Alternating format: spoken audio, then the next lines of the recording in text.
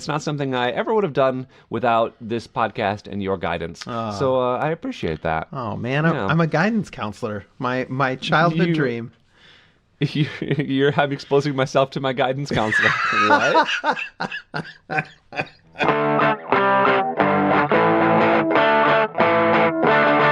And welcome back to another episode of Exposing Ourselves. I'm Travis Ritchie, and this is episode 40.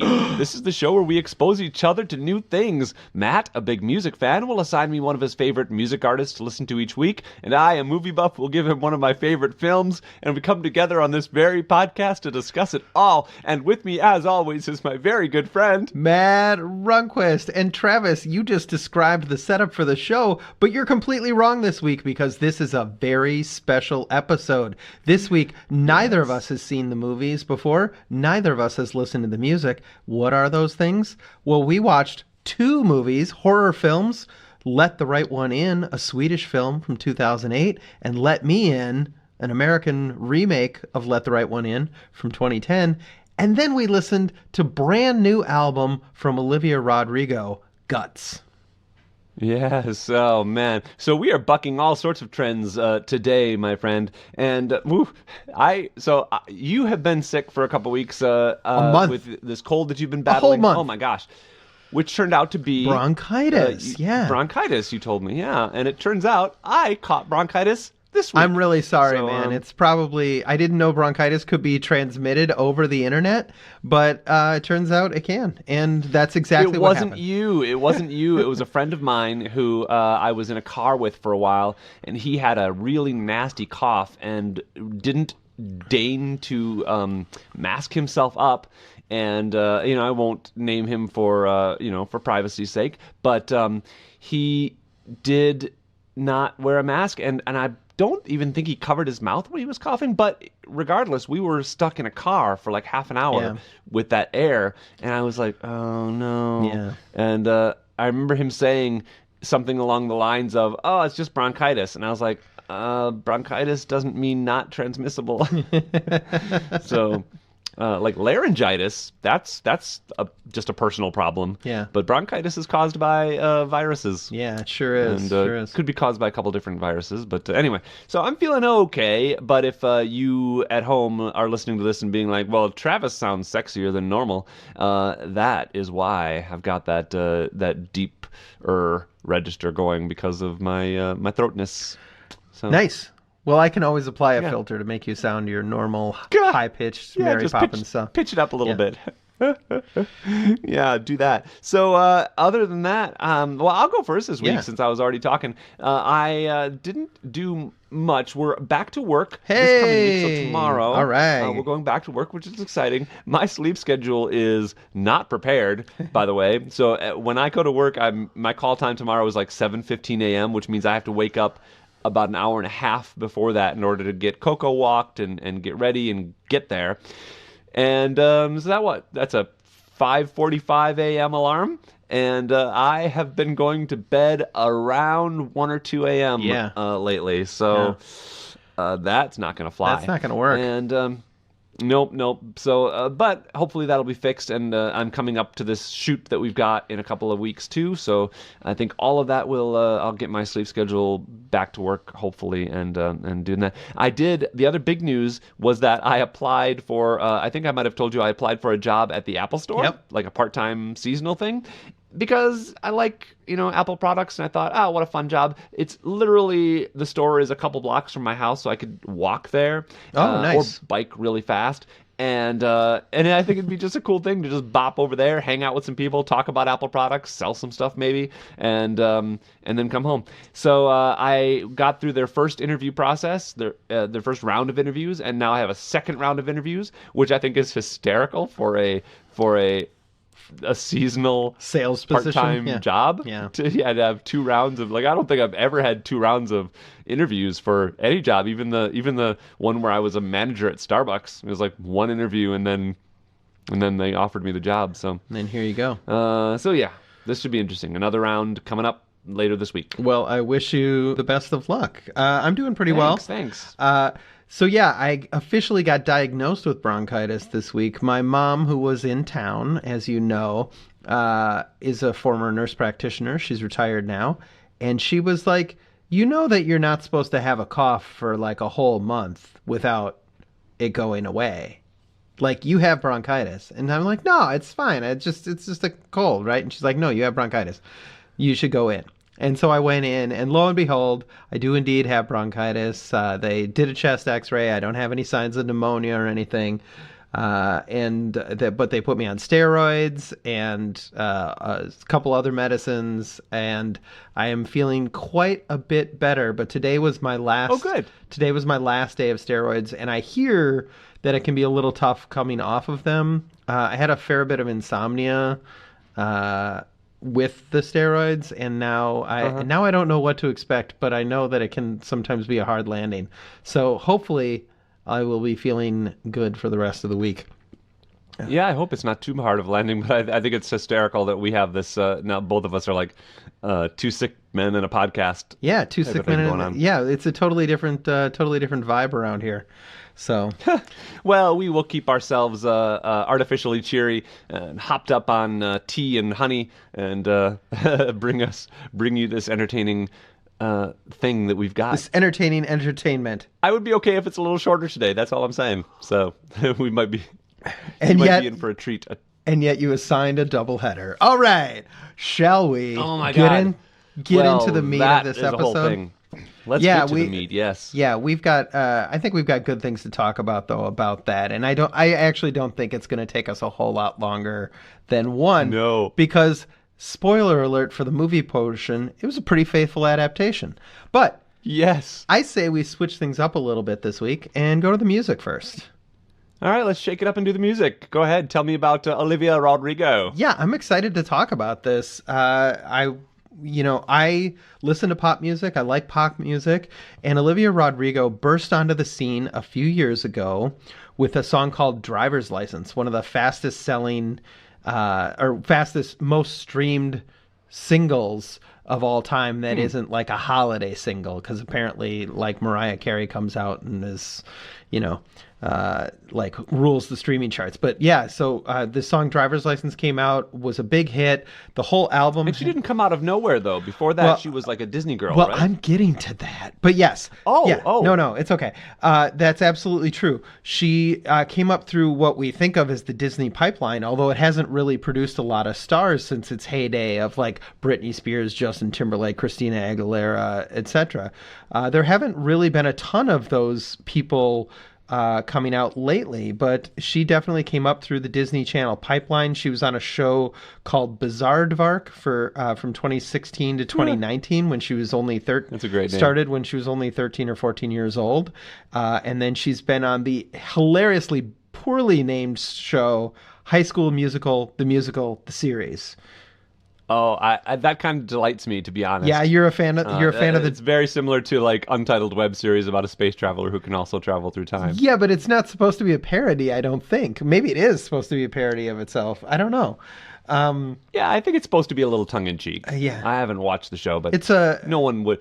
It's a double colon. They can't not know what the title sounds like. I mean, right? I don't know, man. People can be pretty out of touch. But anyways.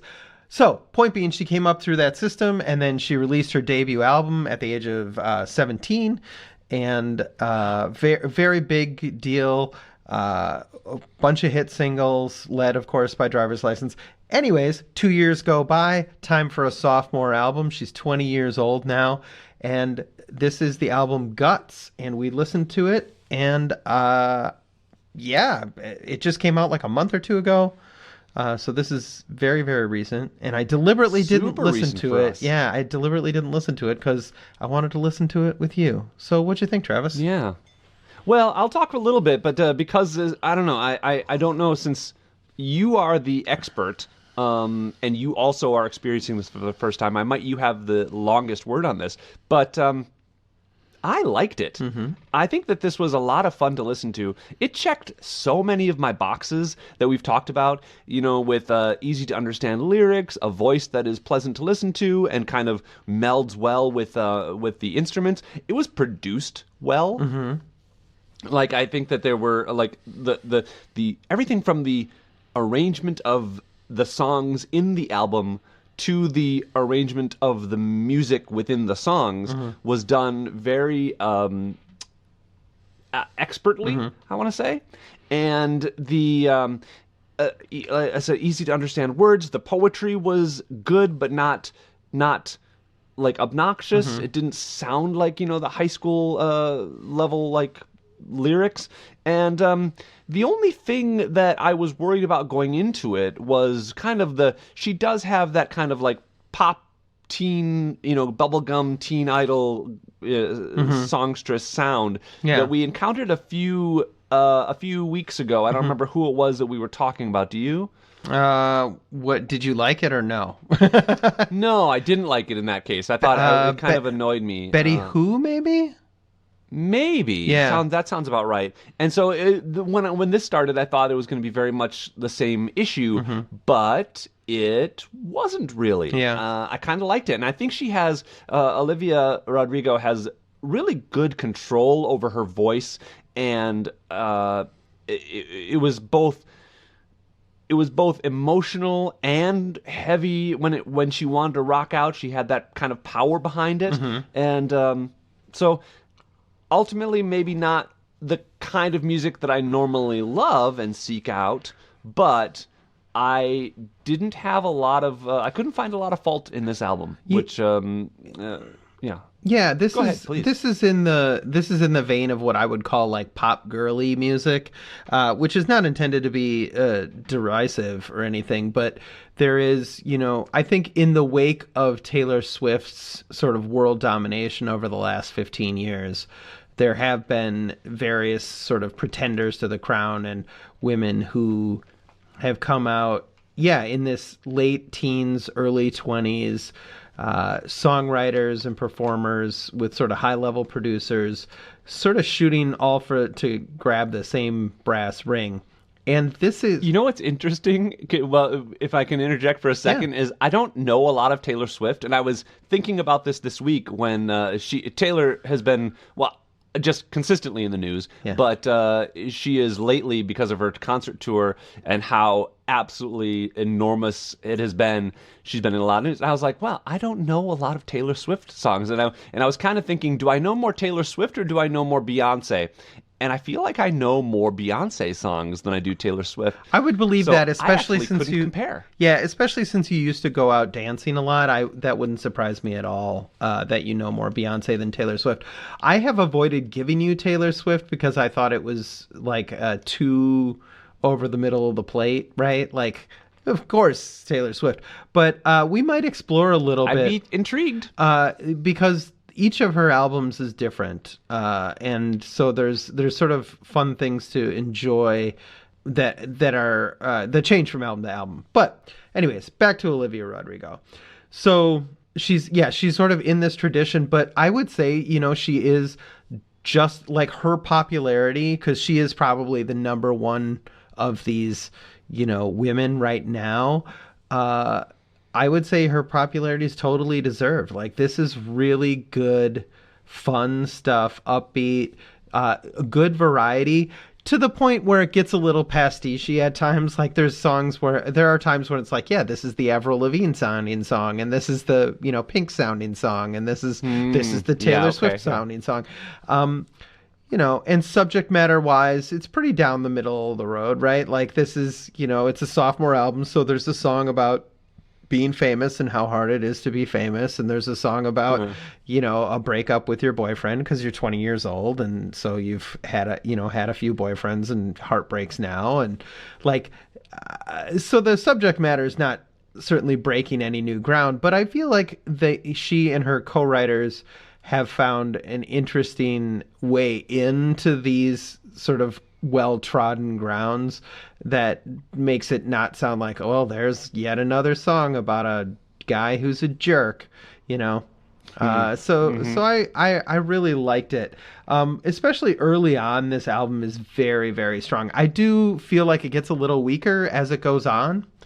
The first few tracks, well, I mean, frankly, they're just following your directive of good stuff first, right?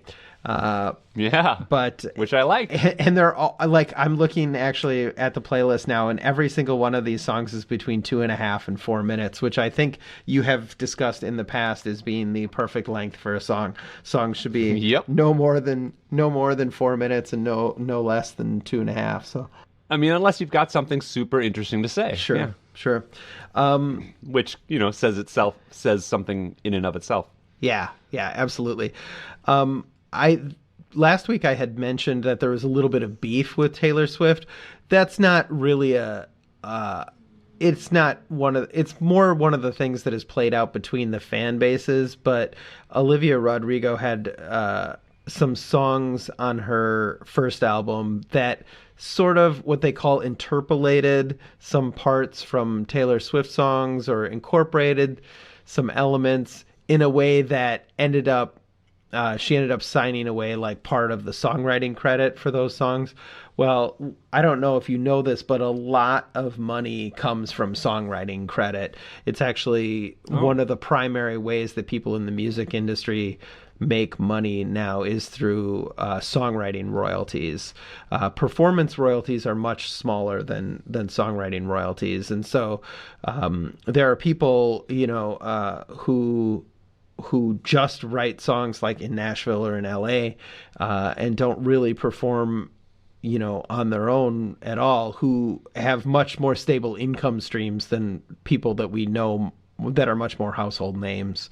Kesha's mom, for instance, is a Nashville songwriter, Oh. Yeah. No, Yeah. I had no idea.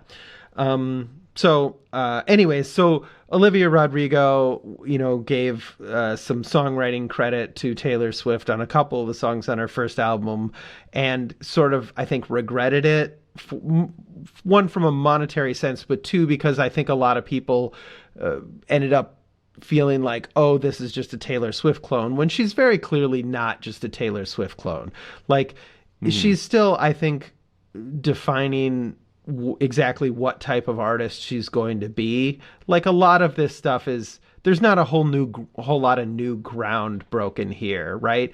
Most of it's like pretty straightforward pop punk or pop music. Yeah. So I do want to get into a couple of things that I don't love about this album.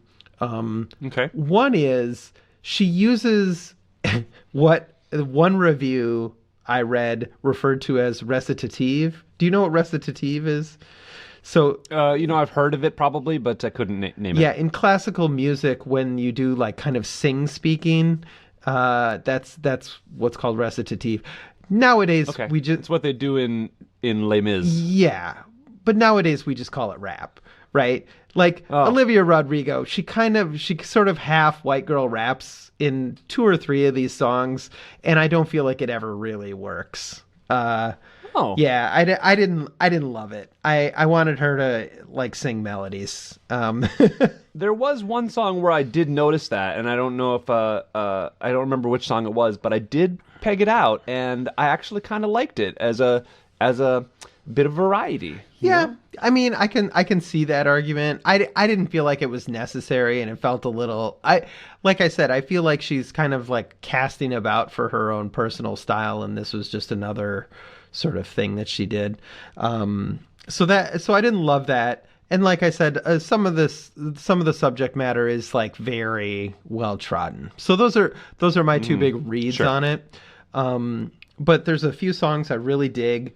I really liked Ballad of a Homeschooled Girl, which is funny, right? Because, she came up as a Disney kid. And so this is, it talks about her social awkwardness, which I think we can all agree she probably is not actually socially awkward given, the circles that you she never runs know. I've met a lot of people who are fairly famous or well known who, in front of a camera or in front of a microphone, they can be extremely outgoing and extremely energetic and charismatic, but in front of a normal person in an actual conversation, they are withdrawn and socially awkward. So That's fair. I've seen it.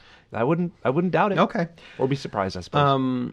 Yeah, so that one felt I liked that one a lot because it felt personal to me in a way that some of these necessarily didn't. Another one I really dug was the one after that, Making the Bed, which I'm not sure if this is the correct interpretation of the song, but it's for me it seemed like it was about how she has the face that she shows the world that's very famous, and she's out, clubbing and doing all these fun things. But at home, she still has the responsibility and like sort of the very normal, boring parts of life. And it can be hard to cope with that contrast. And I really like Yeah. that. Me, I'm still making the bed. I thought was a really nice metaphor for that feeling. Yeah, I pegged that as a good song myself, and I didn't spend as much time even listening to the lyrics, but the melody is really nice. It's a good song to listen to. Yeah, sort of power ballady almost. I really dug Yeah, it. kind of a little bit. Good choice. Yeah. And then the other song that I sort of want to point out, not because I particularly loved it, but the song Vampire, to me is pretty clearly about a failed relationship, but there's a whole fan theory that it's actually referring to Taylor Swift. And I just thought that was funny. I think you have to really, really read into it in order to get that out of it. But this is one, I would say, probably one of the more negative aspects of the pop girly phenomenon is that the fan bases are very, very online and very, very prone to overinterpreting every signal. The type of people that follow, like, oh, this person liked this tweet and that therefore means that they hate this other person. And right, just the types of things that at our age we're too oblivious or just not eternally online enough to even notice. Well, I tend to be very oblivious to that kind of drama anyway, like the celebrity gossip type thing. Yeah. And I never know, like even when I remember I was at Acme Comedy, and like I never knew who was dating who and who was having sex with who, and so that kind of stuff always goes over my head. Mm-hmm. But I think it's interesting that kind of team mentality exists out everywhere, not just sports. Mm-hmm. It's also in your pop music, where you can't be a fan of Taylor Swift and Beyonce. Mm-hmm. People expect you to be one or the other. Like, Yeah.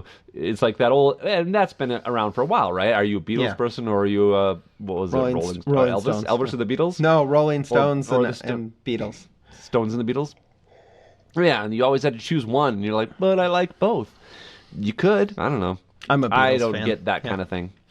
Are you? Yeah, I'm a Beatles guy. Yeah, I mean, I guess I'm more of a Beatles, but again, man, we'll talk a bit later. I have a little note about the extent of my ignorance when it comes to music. Yeah. But well, I guess just on that same vein, there has been a lot of commentary lately on the parasocial relationships that people have with celebrities, which is to say they cultivate this sense of like, oh, this person is your friend, right? And that a lot of the fandom comes from those relationships, which ultimately only exist in the fan's head, right? Like, Right. Taylor Swift is not your bud, right? That's Olivia Rodrigo is not your friend. She may at one point have been a relatable 10-year-old girl from Temecula, but now she's a huge TV and international pop star, and you don't know her, right? You right. know, And she doesn't know you, and more importantly. and she doesn't know you. So, anyways, yeah. I don't know. Do you have anything else you want to say before we rate? I don't. I genuinely thought that this was a fun album, that I was very excited to experience it close to when the rest of the world was. Right. That was an interesting feeling, because that's very unlike me. And to experience the whole album it's not something, and I've said this a few times over the course of the last year, but it's not something I ever would have done without this podcast and your guidance. So I appreciate that. Oh man, Yeah. I'm a guidance counselor. My childhood dream. I'm exposing myself to my guidance counselor. What? All right. Yeah, so give me a rating. I'm going to give this a fairly good rating. I think this was at least a 7 for me, and I'm wondering if I should go higher. Yeah, I'm going to give it an 8. Wow. Because Yeah, Wow. I really enjoyed it. I think this is something I would listen to again. And I suppose it could have either been a 7 that could have gone higher or an 8 that could have gone lower. And I'm feeling generous this week. So You're feeling... I'm going to go for an 8. All right, cool. Well, I'm going to give this a 7. I liked it quite a bit, but it doesn't quite push up into that love category that I have. I gave Paramore a 7 last week, and I don't feel like I like this better than Paramore. So 7 it is. There we go. And I can sense how this would be much more my type of music than yours, just being more poppy. And I am a big I think I'm a fan of pop music, so yeah.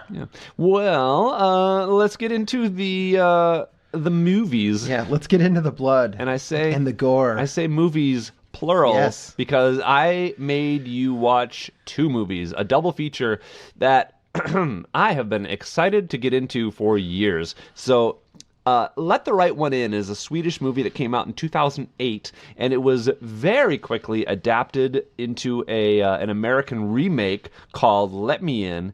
And I hadn't watched them for a long time because I wanted to experience it with somebody. I wanted to experience because the original had a lot of praise around it. Like, I heard wonderful things about it as a horror movie, and it's the story of a young boy who is bullied, and he is befriended by a young girl vampire. And I'm like, well, that's something I haven't seen before. This is going to be good.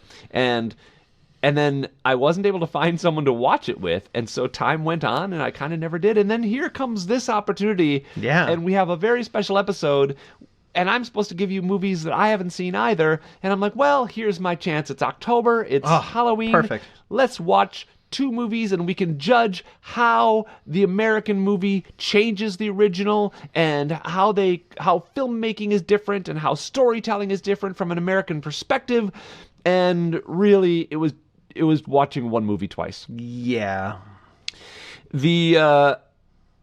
So what's interesting about the remake, because I think I want to talk a little bit about the remake, and then we can pretty much throw it away.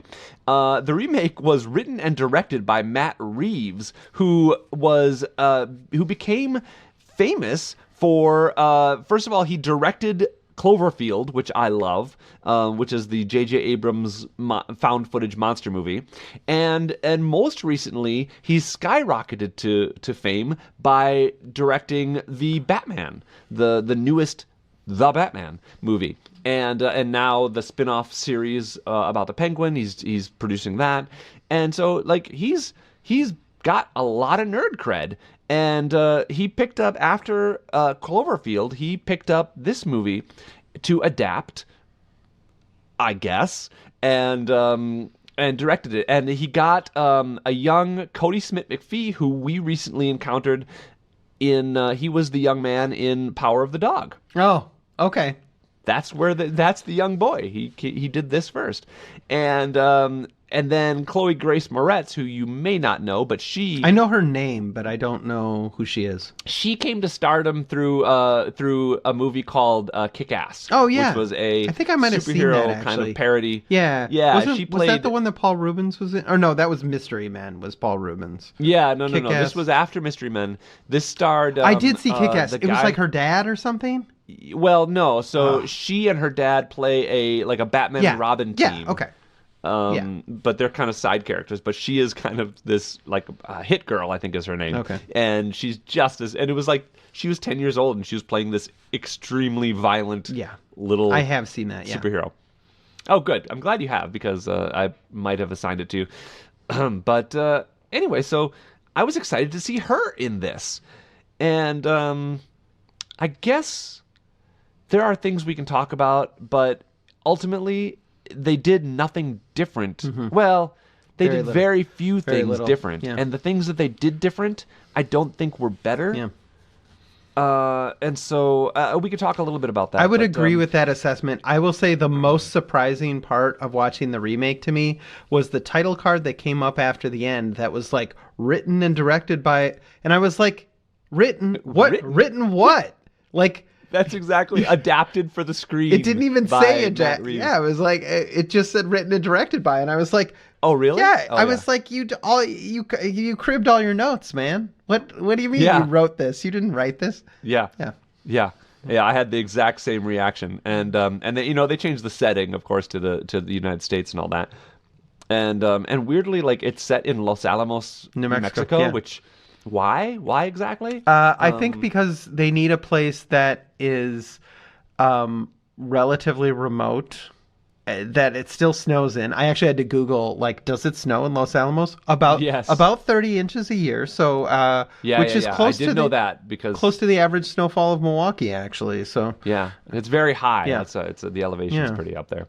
So I don't know. I there's so much that I want to talk about for the remake and the things that they did differently.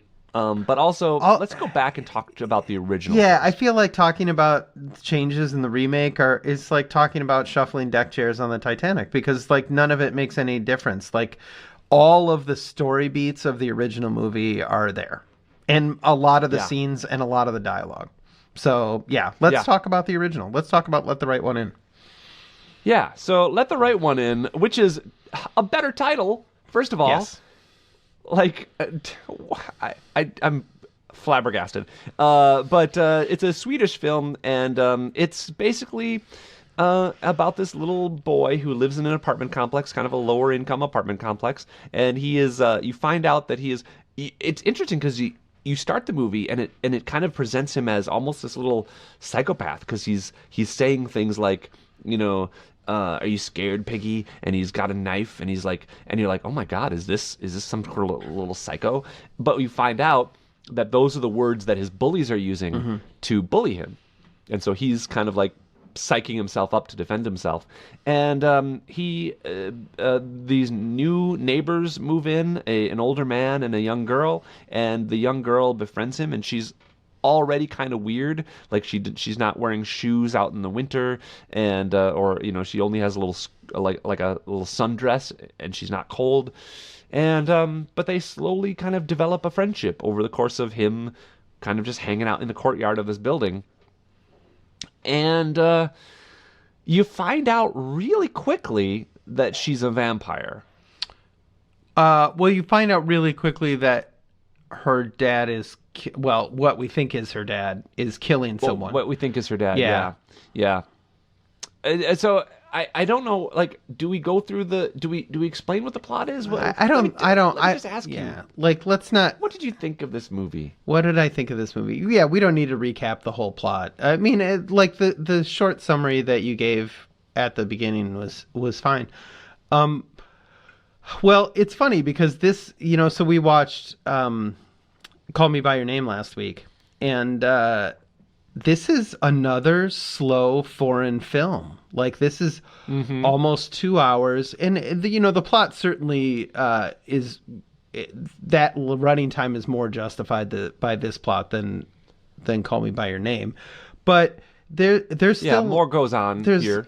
Still a lot of like slow shots in this movie, and there's a lot of characters in this movie that don't seem super well differentiated, and it can be hard to keep track of who is who, which is a little, it's tough, right? It's just because there's a lot of things where people are not really introduced in a very, you don't recognize any of these people, right? They're Swedish actors. Maybe they're all super famous in Sweden. I don't know. But, there's like a bunch of like 50-year-old white guys, and I'm not sure which one is which a lot of the time. And they're not like crazy well differentiated. And so it can be a tough, like, oh, was this the guy that lives across the courtyard, or is this the guy that lives in the apartment next door? And wait, this is the killer, right? No. Okay. And I felt myself doing that a lot, which is not a great place to be if you're a movie that's got a somewhat intricate plot, right? Yeah, I can see that. This does have a really nice sense of place, although are forests in Sweden historically lit up bright as the daytime. So bright. I was so confused by there's this. Why are you trying to do this when it's so bright out? Fans of the podcast, there is a scene early on in this movie where the vampire Ellie's companion kills someone for her. Her grown man companion. Yeah, who we are led to believe at first is her father. He strings someone up in the forest and drains him like a pig in a slaughterhouse of blood. And it's a brightly lit forest for some reason. It's never made clear, like, if that is a stylistic filmmaking choice or if there really are just like walking paths in the forest. Because Sweden is above the Arctic Circle, or parts of Sweden are above the Arctic Circle, and it can be dark for 24 hours a day there. So which, by the way, makes a lot more sense as a place for a vampire to live than Los Alamos, New Mexico. But, you know, so maybe there, like, I don't know, maybe there are forests in Sweden that are just lit up at night so that people could go walking. I feel like it was just a low-budget filmmaking problem, personally. And, but, you know, I had the same problem. I had two problems with that scene. That was glaring to me, literally. Yeah. But also, I really wanted to see him successfully kill someone. Yeah, you know, before we see him fail, because what happens is he's strung up this guy in this well-lit part of the forest, and people come along. Yeah, this dog comes up to him, and he's trying to shush away the dog, but then the owners of the dog come up and find the body, and he very nearly gets caught, and it makes it so that he can't give the blood to the young vampire he's taking care of. I really wanted to see him do it successfully once before we see him fail every time. Yeah, just the fact that he's been doing this for a very long time is implied. But yeah, we never see that actually happen. And yeah, I think that would have, because he has a very specific character arc in this movie, which kind of snuck up on me, right? Because I was focused so heavily on the relationship between Oscar and Ellie and the relationship between Oscar and his bullies. I didn't maybe focus in on the relationship between Ellie and her companion, who, again, which is an interesting one. We are led to, I mean, I think it's the crux of the movie, right? Because at the end of the movie, to skip forward, you have to question, right? Is Ellie's relationship with Oscar real, or is it, I recognize that my companion is going to die soon, and I need a new companion. I can't survive in the world without one. And so this is, because she could very well be hundreds or thousands of years old. We don't know. Like, this is very easily just the thing that she does in order to prey successfully on the human race, right? And that's creepy and good, and like probably the best part of this movie is that question of easily the best how real is Ellie's feelings for Oscar, and it does sneak up on you quite a bit, you know. And I wish they had. I feel like that could have been explored just a little bit more through the acting, through something to make it a little more overt or just a deeper kind of question, because I thought it was the best interesting question about the movie. Where is she grooming this boy to hunt for him? Let me ask you this: do you remember in the remake they did this? They show a picture of her with a young version of the man. And did they do that in the? I don't remember it unless I was looking at my phone or something. I don't remember it. And that, it's funny because that did confirm. So I did feel like, oh, that was a theory that I had about the first movie that I thought was right, and then that confirmed it. But it did feel like a little handholdy in the remake, right? It did feel. Oh, really? Yeah. You know, but that's because I had the question and because I was so intrigued by it. You know, I was like, oh, you really had to, which is funny, right? Because just last week I was complaining about how I don't like to connect the dots, but connecting the dots on this one did feel pretty satisfying. So Yeah, I agree with that. I don't know that. I don't know that having the shot of the picture was bad. I think it's one of those things where it kind of reveals itself, especially in the last scene in the train car. And so I liked it personally, but I thought that was a fascinating element to this story. The other things that we had to deal with, the bullies, the all that kind of feeds into it as well, where you've got, if she's preying on this boy and grooming him to take care of her, it helps for it to be someone who is a loner, who is not very self-assured, and so she finds someone like that. I really liked how they escalated the whole bully situation. yeah. In the original movie, the boy, what's his name again? Oscar eventually fights back after the urging of his new vampire friend, and so he hits the bully in the head with a stick when he is being confronted, and the bully gets a nasty gash in his ear, but the bully has a big brother, and so the big brother takes it upon himself to kind of escalate further, and so they confront Oscar at the pool and make everybody leave, and they distract the grown up who's supposed to be there with a dumpster fire outside, A literal dumpster fire, fantastic. a little dumpster fire, yeah, and they get everybody out of the pool and send all the kids running, but they trap Oscar and they're gonna torture him, right? And they're gonna cut out his eye if he can't hold his breath for 3 minutes, and I believed it. I believed that danger. And I really loved the filming of that scene in the original. Yeah, I would agree with you.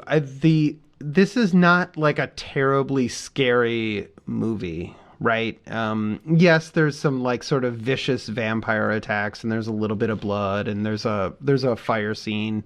But the only one for me that was like really terrifying was that scene in the pool. And the reason is you don't see the attack directly. You see it from Oscar's perspective under the water. That when the body starts getting dragged through the water past him, like that is fantastic, because he doesn't even really notice it. Like he's focused on like trying not to die, right? And all of a sudden there's a body whipping through the water, and then all of a sudden there's a head floating down, and that's when he starts to like pick up on that something's going on. And that is the scariest scene in the movie to me by far. Yeah. I thought it was really well done. And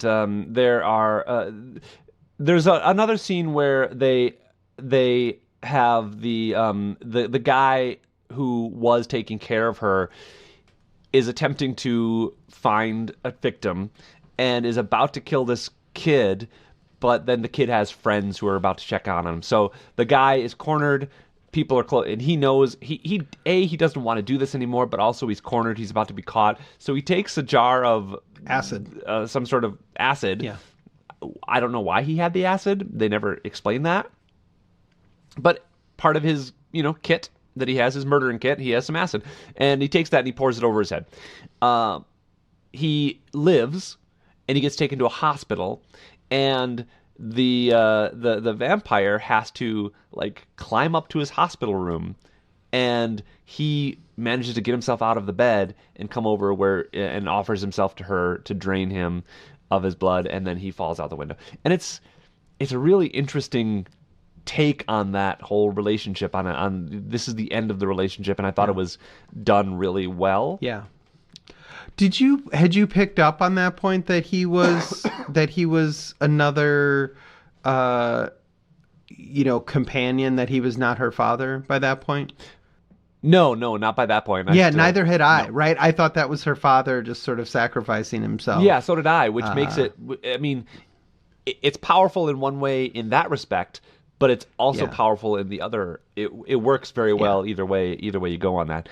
And but that hospital scene is another thing that they changed in the remake, because a lot of shots were similar, but the shot where the nurse comes outside, because the little girl first she goes in to talk to the front desk to find out where her, quote unquote father is. And she says, "Oh, she's up on the 7th floor, but it's restricted." And so the girl leaves, and the nurse sees that she's not wearing shoes and runs out after her, but she's gone. And you have this shot of her from the outside of the hospital. And the nurse looks around, there's no girl, and she turns around and walks back inside. And then you see the movement on the side of the building as the girl continues to climb up the side of the building. They did that differently in the remake, and not as well. And I thought, well, that's an interesting... Yeah, why did you do this worse? That doesn't seem... Exactly. Why would you do this worse? So that and the pool scene were both done worse in the remake. But I will say I appreciated the getting caught scene more. So in the original, it's in the natatorium or in the gymnasium or whatever. And in the remake, it's hijacking a car. So it's using the same method he's already used once, which makes sense. And B, it's much more actiony, and I thought it was much more suspenseful because he's hiding in the back seat, and the kid who he's stalking picks up a friend, so now there's 2 kids in the car. And, I thought that was really good. Yeah, you're right. That was better. Yeah, but that's the only thing. They also moved the bit with the hospital as a prologue. That prologue messed me up because I thought, this is going to be wildly different. Yes. We're starting in the middle of this movie, and I thought we were just going to move forward from that point. But no, it was an MI3 fake out. Yeah, and I was not. It worked much better in MI3. Oh, well, good. I'm glad you thought so. Yeah, so I'll give you that too. So I don't have a lot more to say. I think either movie is fine on its own. You definitely don't need to watch both of them. Unfortunately, no. I wish it had been so. I wish they had been reimagined the story. I would love to see this story reimagined somehow from an American's perspective. Yeah, but... I will say the most interesting thing for me about this movie is the plot, the idea, the fundamental idea. Yeah. I had serious execution problems with a huge portion of this. I haven't really gotten into this, but there's a lot of moving parts. There's a lot of scenes that can be difficult to follow because you're not sure exactly who you're looking at. And there's some weird framing choices and timing things that make you just go, "Oh, this is European," Yeah, but a lot of those shots. One other shot that just popped into my head was the one where they're cutting the guy out of the ice. It was just a really interesting shot because you're under the ice looking at the body and the chainsaw goes through. I almost wonder if this movie doesn't suffer a little bit from trying to make every shot an interesting shot, right? That's the thing. I think, yes, have your flashy, interesting things, right? But a lot of the time the camera can just serve the storytelling rather than being a thing of its own. And then when it does become a thing of its own, it stands out more. And this one, it felt like every single scene or almost every single scene was trying to find the most interesting angle and the most interesting framing. And there were times when I just wanted to be maybe we could just, look at a person when they're talking rather than the Rubik's Cube. Yeah. And then look at the Rubik's Cube when we're talking about the Rubik's Cube. And there are just times when I felt like straightforward choices would have served the movie a little bit better. Yep. No, I give you that too. Yeah. I did like the acting in both. I thought that Chloe Grace Moretz was basically doing the same thing as the Swedish actress was doing. Unfortunately, but I thought both of the young actors did interesting things and a little bit differently to make them distinct. And so I would say pick one or the other. If you absolutely don't like reading subtitles, go ahead and watch the American version. But otherwise, if I had to choose again, I would probably choose the Swedish version, even though I don't like reading subtitles. Wow. Yeah. That's quite the endorsement. Yeah. You want to give it a rating? I do want to give it a rating, and I want to give them both a rating, but I don't think there's any reason to rate these movies differently from one another. Okay. I think they deserve the same rating. Yeah, you could nitpick them apart, right? And if I had to choose a favorite, I too would choose the Swedish original. But I think they both deserve a 5. They're both right down the middle for me. Huh. They're good, but I wouldn't watch them again. I did feel they were a little overlong. The story is really interesting, but man, I feel like there's maybe a better movie that tells the same story. Yeah. I would love to see this remade again, or somehow tell a different version of this story. Reboot it or reimagined. Yeah, I want the girl character, this young female vampire character is fascinating, and I think there's more to her. I'm going to give it better. The Swedish version I'm going to rate better because I would watch it again, especially with somebody. If I wanted to show them this movie, I would watch it, and I'm going to give it I think a 7. Yeah, I've certainly seen worse horror movies, and I think I'm going to give the American version a 3. Whoa! For its unoriginality. Wow. Because harsh. when you look at American remakes of horror movies, it pops to mind The Ring versus Ringu, right? The Ring made improvements of the story. It fixed some things. It changed it for an American audience. It did better. Some people still prefer Ringu, but I didn't. And this is an interesting situation where like someone so talented as Matt Reeves did so little with the material that was given to him. So yeah, that's fair. Yeah. All right. Well, before we move on, I wanted to do a really quick mini review. Since it's Halloween season, I started watching the Nightmare on Elm Street movies again. And I don't know why, but I caught it in my head to start with the third one. Because have you seen any Nightmare on Elm Street movies? I have. It's been quite a few years. Yeah, but I have. I loved them as a kid. They were 80s movies through and through. And through the 80s, you had Nightmare on Elm Street 1, 2, 3, 4, 5. That took you all the way through 1989. And 3, 4, and 5 are kind of the trilogy. Okay. And it starts with the Dream Warriors, and then the Dream Master, and then the Dream Child. And I don't know, I thought that part 3 was surprisingly good. Part 4, which is generally regarded to be one of the best and certainly the most money-making of the Nightmare movies, was the worst. And then I really enjoyed Part 5 again. And so, I don't know. I don't know. I just thought it was interesting to revisit those and relive them. Also, I'm not going to give them a rating, I guess, but also, we've talked so much about Sufjan Stevens over these last few weeks, and yes. We talked about him last week because he did music for Call Me By Your Name. This week, he dropped a new album. He did drop a new album and this I week. listened Did you to listen it. to it? Oh my God, The without whole being thing. assigned? Oh, me too. And what's also interesting is when we first talked about him, I said that he sang like he would be a good boyfriend. Do you remember that? Yes, I do remember He that. dedicated his latest album to his former partner, who unfortunately died, but his former male partner. And which I didn't know that he was gay, but doing songs for Call Me By Your Name. I don't think I knew that either. But yes, so Sufjan Stevens is part of the family, and also I really enjoyed his album Javelin. It was great. Yeah, it was really great. I would give Awesome. that an 8 if I'm going to rate that. Wow, that's incredible. Yeah. Incredible, you guys. Travis listened to an album entirely on his own. And in unrelated news, we're now rebooting the podcast. Welcome to Exposing Yourself to Sufjan Stevens. I would 100% expose myself to Sufjan Stevens.